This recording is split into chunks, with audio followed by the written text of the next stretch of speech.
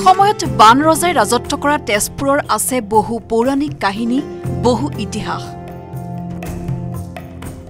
হৰিহৰৰ যুদ্ধত তেজৰ নৈ বৈ যোৱাৰ বাবেই এই ঠাইখনৰ নাম হৈছিল তেজপুৰ বা শোণিতপুৰ। বহু পুৰণি মঠ মন্দিৰ আৰু ঐতিহ্যৰে সমৃদ্ধ এই তেজপুৰ।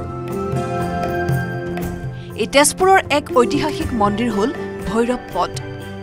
এই মন্দিৰটোত শিৱৰ ভৰিৰ চাপ পৰা বুলি এক লোকবিশ্বাস আছে। তেজপুৰৰ ৰজা বানৰ দুহিতা উষা প্ৰেমত পৰিছিল শ্ৰীকৃষ্ণৰ নাতিনীয়েক অনিৰুদ্ধৰ।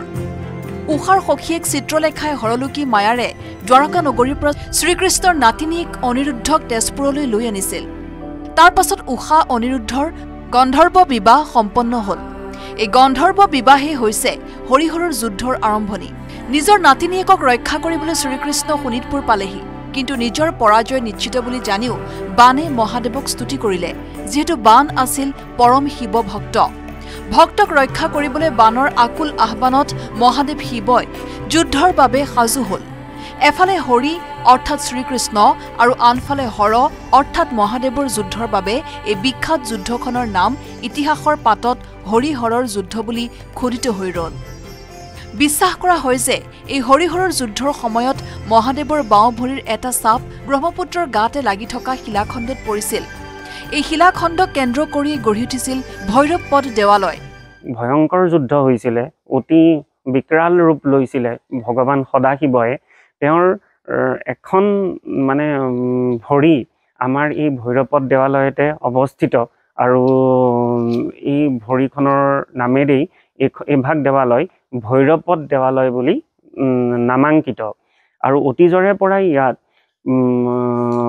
শিৱৰাত্ৰিত পূজা পাঠ হৈ আহিছে। পৰম পৰাক্ৰমী শিৱভক্ত বান ৰজাৰ হৈ ভগৱান সদাশিৱই নিজেই যুদ্ধ দিছিলে, নিজেই যুদ্ধ কৰিছিলে তাৰমানে।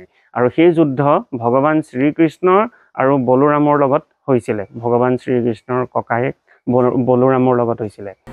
জনশ্ৰুতি মতে ব্ৰহ্মপুত্ৰৰ খহনীয়াত মূল মন্দিৰটো জাহ যায় আৰু পিছত আহোম স্বৰ্গদেউ শিৱসিংহই এই স্থানতেই ১৭৩০ খ্ৰীষ্টাব্দত ভৈৰৱপদ দেৱালয়খন পুনৰ নিৰ্মাণ কৰে। মহাবাহু ব্ৰহ্মপুত্ৰৰ পাৰৰ অতি মনোৰম আৰু শান্ত পৰিৱেশত অৱস্থিত ভৈৰৱপদ দেৱালয়লৈ বহু ভক্তৰ সমাগম হয়। বিশেষকৈ মহাদেৱ শিৱৰ আৰাধনাথলী হিচাপে এই মন্দিৰ বিখ্যাত। আজিও মহাদেৱৰ ভৰিখন চাবলৈ সেৱা কৰিবলৈ বহু ভক্ত আহে। বহু শিলাখণ্ডৰে ভৰপূৰ এই দেৱালয়খনে তেজপুৰৰ বহু ঐতিহ্য বহন কৰি আহিছে।